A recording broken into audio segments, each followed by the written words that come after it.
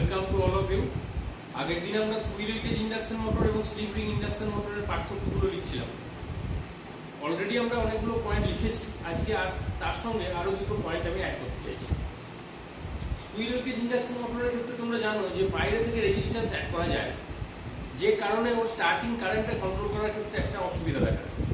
এই high starting কারেন্টের কারণে at the time of starting মেশিনের মধ্যে একটা থার্মাল শক হয়, অর্থাৎ একটা হেভি টেম্পারেচার রাইজ হয় এবং সেই কারণে একটা থার্মাল শক তৈরি হয়, যেটা কিন্তু কন্ট্রোল করা যায় না। সেটাকে কন্ট্রোল করতে গেলে অন্যভাবে কন্ট্রোল করতে হয়, রেজিস্ট্যান্স দিয়ে সেটাকে কন্ট্রোল করা যায়। কিন্তু স্লিপ রিং ইন্ডাকশন মোটরের ক্ষেত্রে যেহেতু বাইরে থেকে রেজিস্ট্যান্স অ্যাড করার একটা প্রভিশন আছে, সেক্ষেত্রে আমরা রেজিস্ট্যান্স লাগিয়ে আমরা স্টার্টিং কারেন্টটাকে কন্ট্রোল করতে পারি। তার ফলে থার্মাল শকের কারণে সেখানে ইনসুলেশন নষ্ট হয়ে যাওয়া বা ওয়াইন্ডিং কেটে যাওয়া এই চান্সগুলো কিন্তু কম থাকে, যেটা কিন্তু স্কুইরেল কেজ মেশিনের ক্ষেত্রে কখনো কখনো হয়ে থাকে, ইনসুলেশন নষ্ট হয়ে যায়। তাহলে এই পয়েন্টটা তোমরা লিখে নাও, এসসিআইএম এবং এসআরআইএম এর ক্ষেত্রে লেখো there is a chance of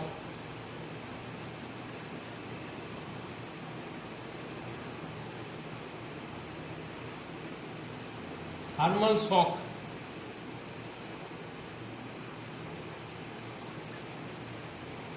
at the time of starting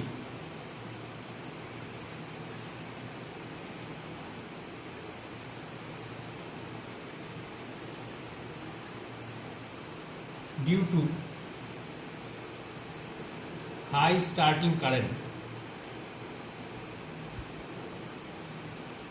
and there is a chance of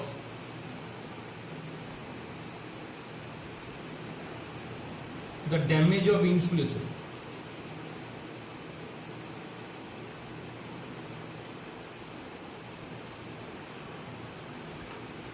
আর এসআরআইএম এর ক্ষেত্রে সেটা লিখতে পারি আমরা as external resistance can be added to the rotor circuit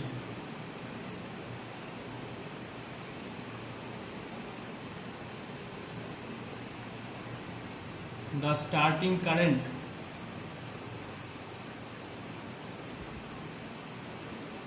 can be controlled.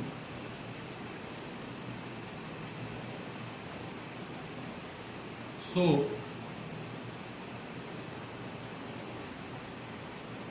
the chance of thermal shock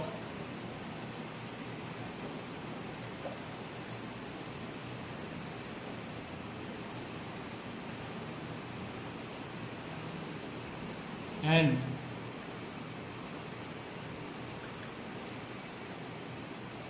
the damage of insulation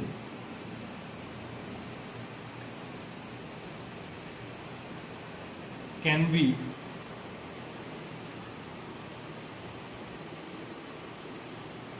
avoided.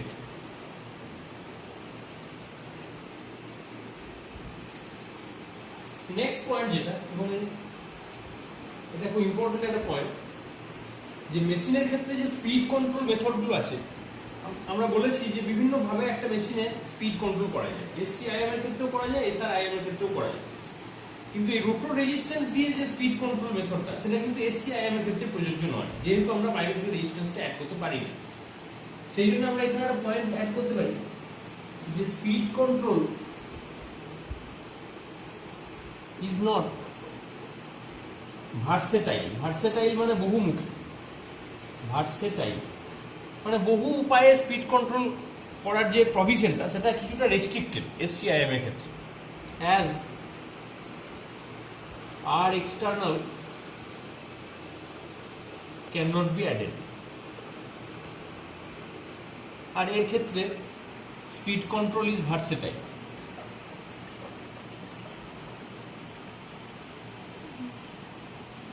Speed control is not versatile as R external cannot be added. এখানে একটা B দিয়ে নাও, আর এখানে speed control is versatile.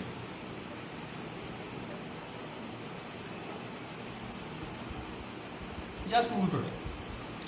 তাহলে এই যে আগের দিন যেগুলো লিখেছিলাম তার সঙ্গে এই দুটো পয়েন্ট তোমরা আরো অ্যাড করে নিও, তাহলে অনেকগুলো পয়েন্ট হয়ে গেল। এর বাইরেও যদি তোমাদের মাথাতে কিছু আসে এদের মধ্যে পার্থক্য, তাহলে সেটা তোমরা কমেন্ট বক্সে লিখে আমাকে জানাবে, আমি সেটা চেক করবো যে সেটা ঠিক লিখেছো কিনা তোমরা। তারপর প্রয়োজন হলে আমরা সেটার সঙ্গে অ্যাড করে দিতে পারবো। তাহলে কিছুটা তোমাদের জন্য আমি ফেলে রাখলাম, তোমরাও খাতাতে কিছুটা জায়গা ফেলে রাখবে, যদি এর পরেও কোনো পয়েন্ট মনে পড়ে সেই জায়গাগুলো আমরা ঢুকিয়ে দিতে পারবো। তাহলে আমি তোমাদের দুটো হোম টাস্ক দিয়েছিলাম, একটা এই কাজটা দিয়েছিলাম, আর তার সঙ্গে বলেছিলাম যে ট্রান্সফরমারের সঙ্গে ইন্ডাকশন মোটরের কোথায় কোথায় সিমিলারিটি আছে এবং কোথায় ডিসিমিলারিটি আছে সেগুলো ফাইন্ড আউট করার জন্য। তোমরা কেউ কেউ আমাকে পাঠিয়েছো, এখনো যারা করে উঠতে পারোনি তারা ওই চেষ্টাটা করবে। এবং একবারেই হয়তো সব পয়েন্টগুলো তোমাদের মাথায় আসবে না, তোমরা একটা জায়গা রেখে দেবে এবং যখন যে পয়েন্টটা মাথায় আসবে সেটাকে ইনক্লুড করবে। আমি জাস্ট আজকে একটা সিমিলারিটি এবং একটা ডিসিমিলারিটি তোমাদের বলে দিচ্ছি যাতে তোমরা কাজটা শুরু করতে পারো। তাহলে similarity between transformer and induction motor, একটা পয়েন্ট আমি বলে দিচ্ছি। তোমরা জানো যে ট্রান্সফরমার, বেশিরভাগ ট্রান্সফরমারের ক্ষেত্রে কয়েকটা ট্রান্সফরমার বাদ দিলে, যেমন অটো ট্রান্সফরমারটা যদি বাদ দেওয়া যায়, বেশিরভাগ ট্রান্সফরমারের ক্ষেত্রে দুটো ওয়াইন্ডিং আছে, একটা প্রাইমারি একটা সেকেন্ডারি। তাহলে most of the Transformers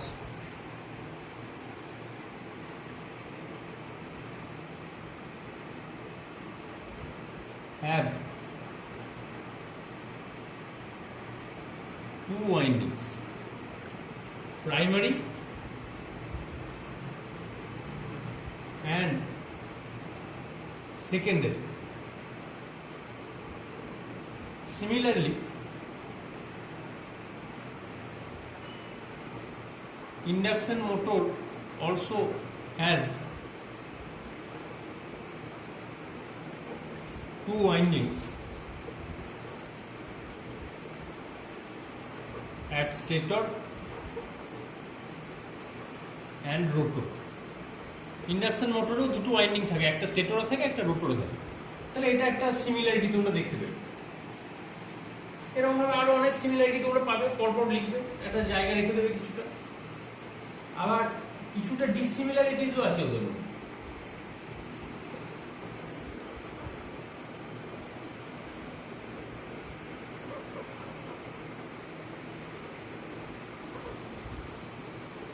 transformer and induction motor, একটা পয়েন্ট আমি লিখে দিচ্ছি যে যদি ট্রান্সফরমারটা ধরা যাক 3 ফেজ ট্রান্সফরমার হয়, তাহলে তুমি 3 ফেজ ট্রান্সফরমারের কনস্ট্রাকশনটা খেয়াল করলে দেখতে পাবে সেখানে 3টে এরকম লিম্ব থাকে এবং সেই লিম্বের গায়ে কন্ডাক্টরগুলোকে জড়ানো হয়, ওয়াইন্ডিংগুলো। প্রথমে প্রাইমারি, তারপর সেকেন্ডারি, অর্থাৎ প্রথমে থাকে লো ভোল্টেজ, তারপর থাকে হাই ভোল্টেজ ওয়াইন্ডিং। তাহলে কোরের উপরে এইভাবে কন্ডাক্টরগুলোকে উইন্ড করা হয়। তাহলে বুঝতেই পারছো যে এই কন্ডাক্টরের যে এক্সিস, এই এক্সিস, এই এক্সিস, এই এক্সিস, এরা পরস্পরের সঙ্গে সমান্তরাল, অর্থাৎ এদের মধ্যে অ্যাঙ্গেল কিন্তু 0 ডিগ্রি। তার মানে ট্রান্সফরমারের প্রত্যেকটা যে কয়েল, তার যে এক্সিস, সেই এক্সিসগুলোর মধ্যে কোনো অ্যাঙ্গেল থাকে না, 0 ডিগ্রি অ্যাঙ্গেল থাকে। এটাকে বলা হয় কোএক্সিয়াল। তাহলে the windings of the transformer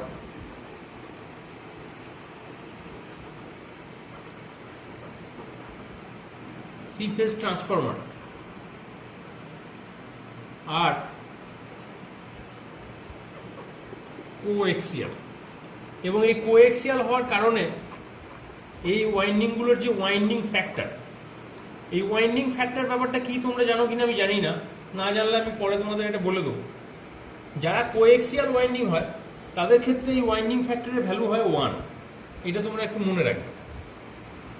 কিন্তু ইন্ডাকশন মোটরের ক্ষেত্রে তা নয়, ইন্ডাকশন মোটরের ওয়াইন্ডিংগুলো কিন্তু কোএক্সিয়াল নয়, তাদের মধ্যে একটা অ্যাঙ্গেল থাকে এবং জেনারেলি এই অ্যাঙ্গেলটা হয় 120 degree.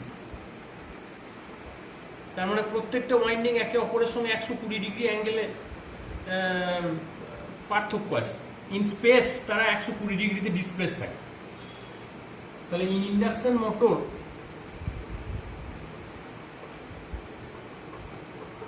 the windings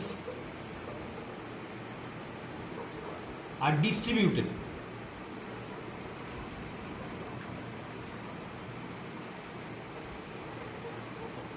throughout the periphery, মানে স্টেটরের পেরিফেরি জুড়ে স্টেটর ওয়াইন্ডিং থাকে এবং রোটরের পেরিফেরি জুড়ে রোটর ওয়াইন্ডিং থাকে। Periphery of the stator and the rotor. এবং এদের ক্ষেত্রে যে কেডাব্লিউ এর ভ্যালু হয় সেটা কিন্তু লেস দ্যান 1 হয়, অর্থাৎ ডিস্ট্রিবিউটেড ওয়াইন্ডিং এর ক্ষেত্রে ওয়াইন্ডিং ফ্যাক্টরের ভ্যালু 1 থেকে কম, আর কোএক্সিয়াল ওয়াইন্ডিং যদি হয় তাদের ক্ষেত্রে কেডাব্লিউ এর ভ্যালু হচ্ছে 1। এটা দুটো ফান্ডামেন্টাল ডিফারেন্স। তাহলে তুমি আবার নিশ্চয়ই বুঝতে পারছো, এটা আমি একবার রিপিট করে দিচ্ছি তোমাদের, যে কোএক্সিয়াল ওয়াইন্ডিং এর ক্ষেত্রে দুটো ওয়াইন্ডিং নিজেদের মধ্যে কোনো অ্যাঙ্গেলে থাকে না, এদের 0 ডিগ্রি অ্যাঙ্গেল থাকে। কিন্তু ইন্ডাকশন মোটরের ক্ষেত্রে ওয়াইন্ডিংটা পুরো পরিধি জুড়ে বিভিন্ন স্লটে ডিস্ট্রিবিউটেড অবস্থাতে থাকে, সেই কারণে এদের ওয়াইন্ডিং ফ্যাক্টরের ভ্যালু হয় 1 থেকে কম। এবং এই ওয়াইন্ডিং ফ্যাক্টরটা তাদের ইএমএফ ইকুয়েশনে মাল্টিপ্লাইড হয়। তোমরা ট্রান্সফরমারের যে ইএমএফ ইকুয়েশন দেখেছো সেখানে কিন্তু ওয়াইন্ডিং ফ্যাক্টর বলে কিছু দেখো না। তুমি ইকুয়েশনটা কিরকম পড়েছিলে? 4.44 এফ এন আই এম, এটা ছিল মানে ট্রান্সফরমারের ক্ষেত্রে ইএমএফ ইকুয়েশন। তোমাদের মনে আছে কিনা আমি জানি না। এখানে কিন্তু কোথাও দেখো কেডাব্লিউ বলে কিছু লেখা নেই, কিন্তু আসলে এখানে কেডাব্লিউ আছে, যেহেতু ওর ভ্যালুটা 1 সেই জন্য বোঝা যাচ্ছে না। কিন্তু ইন্ডাকশন মোটরের ক্ষেত্রে কিন্তু এই কেডাব্লিউটা এর সঙ্গে মাল্টিপ্লাইড হয়ে যাবে। অর্থাৎ ইন্ডাকশন মোটরের ট্রান্সফরমার তোমার ইএমএফ ইকুয়েশন যেটা লিখবো আমরা, সেখানে কিন্তু এটা তো লিখবোই, তার সঙ্গে একটা কেডাব্লিউ গুণ থাকে। এই কেডাব্লিউটাই হচ্ছে ওয়াইন্ডিং ফ্যাক্টর। তাহলে যে ওয়াইন্ডিংগুলো ডিস্ট্রিবিউটেড থাকে তাদের ক্ষেত্রে জেনারেলি কেডাব্লিউ এর ভ্যালু 1 থেকে কম হয়। আর যারা কোএক্সিয়াল হয়, এই কোএক্সিয়াল ওয়াইন্ডিং একমাত্র ট্রান্সফরমারই দেখতে পাওয়া যায়, তাদের ক্ষেত্রে কেডাব্লিউটা 1 হয়। এই জিনিসটা তোমরা ভালো করে মনে রাখবে। তাহলে একটা ডিসিমিলারিটি আর একটা সিমিলারিটি আমি তোমাদের লিখে দিই। এরপরে তোমরা ভাবতে থাকো, আমিও ভাববো, তারপর ধীরে ধীরে এই লিস্টটাকে আমরা আরো বাড়াতে থাকি। এবং আমি তোমাদের আগের দিন একটা জিনিস বলেছিলাম যে তোমরা যে কোশ্চেনগুলো করছো, এই কোশ্চেনগুলোর মধ্যে বেশ কিছু কোশ্চেন আমি পেয়েছি খুব ইন্টেলিজেন্ট প্রশ্ন এবং ভালো প্রশ্ন, এবং সেই প্রশ্নগুলো আমি সকলেই যাতে শুনতে পাই কোশ্চেনটা কি এবং তার উত্তরটা কি, এই কারণে আমি প্রত্যেকটা ভিডিওতেই একটা করে কোশ্চেনের উত্তর দেবো আমি বলেছিলাম। আগের দিন একটা কোশ্চেনের উত্তর তোমাদের দিয়েছি, আর একটি ছেলে একটি প্রশ্ন করেছে, সেটা আমি উত্তর তোমাদের বলতে চাইছি আজকে। আমরা একসময় পড়া থেকে বলেছিলাম যে দুটো ক্লাস অফ ইনসুলেশনের কথা বলেছিলাম, একটা এইচ ক্লাস আর একটা সি ক্লাস, নিশ্চয়ই তোমাদের মনে পড়ছে। এবং সেক্ষেত্রে দুটোর ক্ষেত্রেই আমরা বলেছিলাম যে এদের যে অ্যালাউড টেম্পারেচার লিমিট, মানে কতটা টেম্পারেচার এরা সহ্য করতে পারে, সেটা আমি বলেছিলাম 180 ডিগ্রি সেন্টিগ্রেড। একটি ছেলে প্রশ্ন করেছে যে তারা যদি দুজনেই 180 ডিগ্রি সেন্টিগ্রেড সহ্য করতে পারে, তাহলে তাদের মধ্যে ডিফারেন্সটা কোথায়, বা তাদের আলাদা আলাদা নামকরণ করার যুক্তিটা কি? প্রশ্নটা ভালো। অ্যাকচুয়ালি আমরা যদিও বলে থাকি যে 180 ডিগ্রি দুজনেরই অ্যালাউড লিমিট, কিন্তু বাস্তবে প্রয়োগ করতে গেলে দেখতে পাওয়া যায় যে এইচ ক্লাসের ক্ষেত্রে আমরা 180 ডিগ্রিটা কঠোরভাবে মেনটেন করি, মানে 180 ডিগ্রি বেশি আমরা দিই না, যাতে এটা নষ্ট না হয়। কিন্তু সি এর ক্ষেত্রে অনেক সময় বেটার দেন 180 ডিগ্রিও প্রয়োগ করা হয়। তুমি 220 ডিগ্রি পর্যন্ত এটাকে এক্সটেন্ড করতে পারো।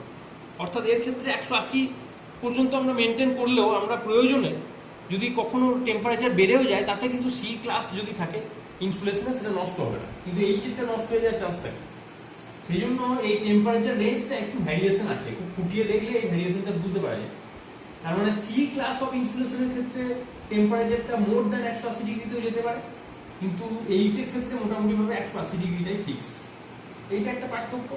আর একটা পার্থক্য হলো যে এদের মেটেরিয়ালগত কিছু তফাৎ আছে। মেটেরিয়াল মানে কিভাবে এটা তৈরি হয়, কি মেটেরিয়াল দিয়ে এটা তৈরি হয়। জেনারেলি দুজনেই ইনঅর্গানিক মেটেরিয়াল দিয়ে তৈরি হয়, 100% ইনঅর্গানিক মেটেরিয়াল। সেটা এইচ এর ক্ষেত্রেও সত্যি, সি এর ক্ষেত্রেও সত্যি, 100% ইনঅর্গানিক মেটেরিয়াল দিয়ে তৈরি হয়।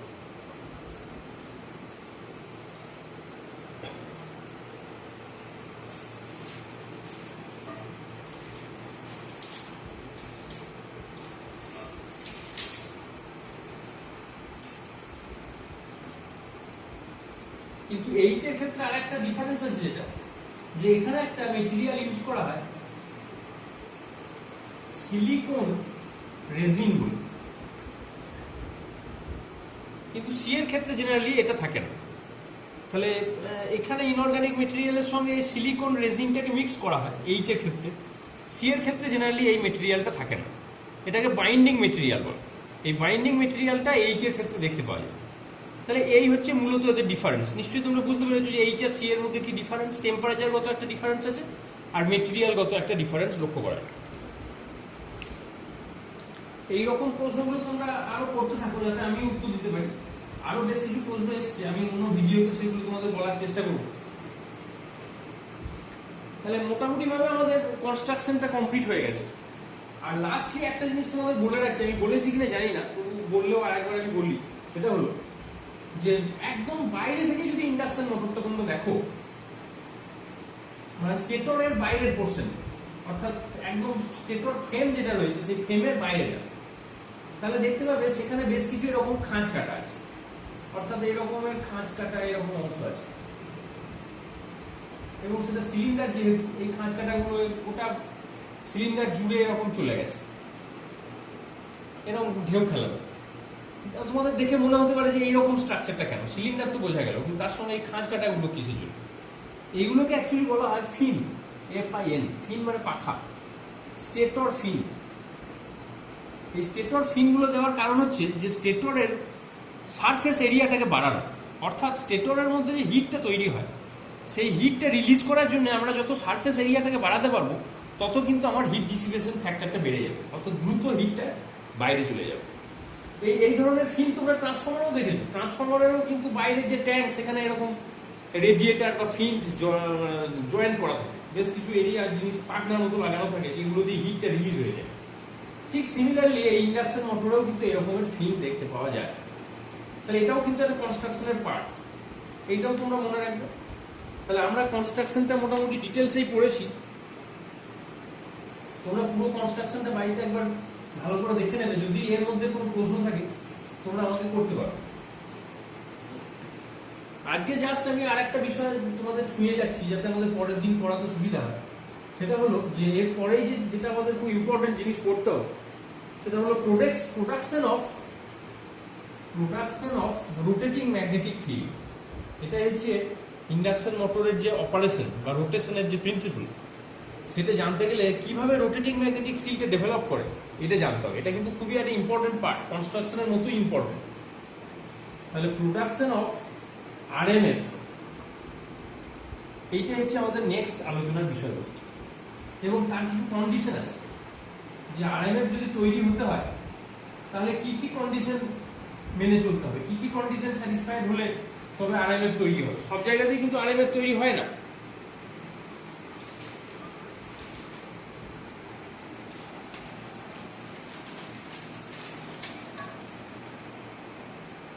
তাহলে কি কি কন্ডিশন না বলে কন্ডিশনস বলা ভালো, কারণ তিনটে কন্ডিশন আছে।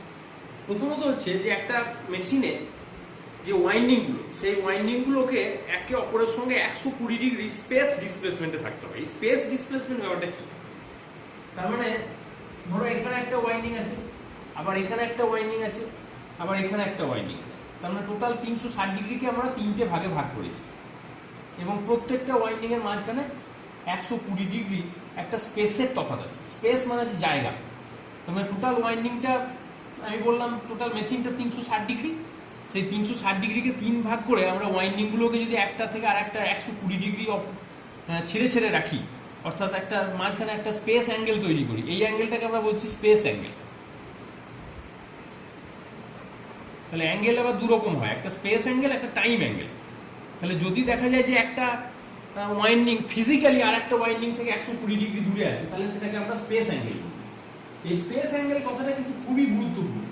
RMF তৈরি হতে গেলে স্পেস অ্যাঙ্গেল থাকতেই হবে, তাহলে কিন্তু কোনো রোটেটিং ম্যাগনেটিক ফিল্ড তৈরি হবে।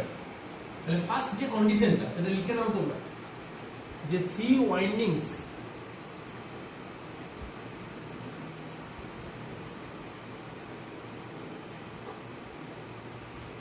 must be displaced from each other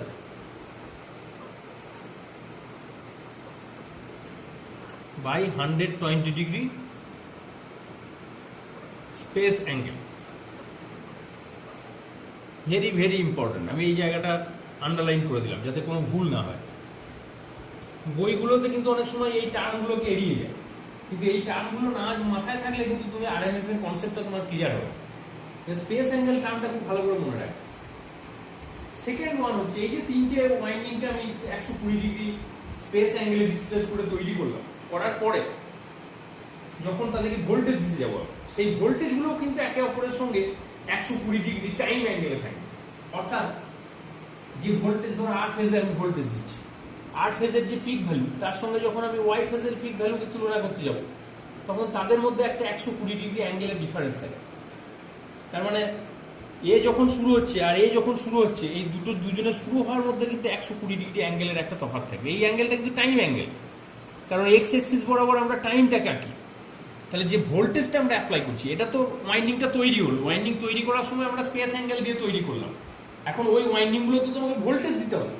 এই যে ভোল্টেজটা দেবো আমি, সেই ভোল্টেজের যে তিনটে ফেজ দেবো, সেই তিনটে ফেজ একজন আরেকজনের সঙ্গে যেন 120 ডিগ্রি টাইম অ্যাঙ্গেলে থাকে। এই জায়গাটা গুরুত্বপূর্ণ।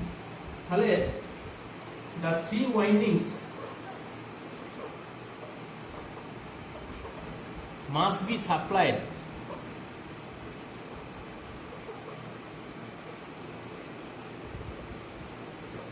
by 3 voltages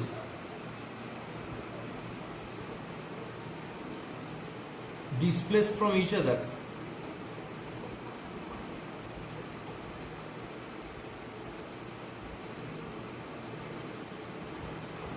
by 120 degree time angle. এই টাইম অ্যাঙ্গেলটা আমি আন্ডারলাইন করে দিলাম।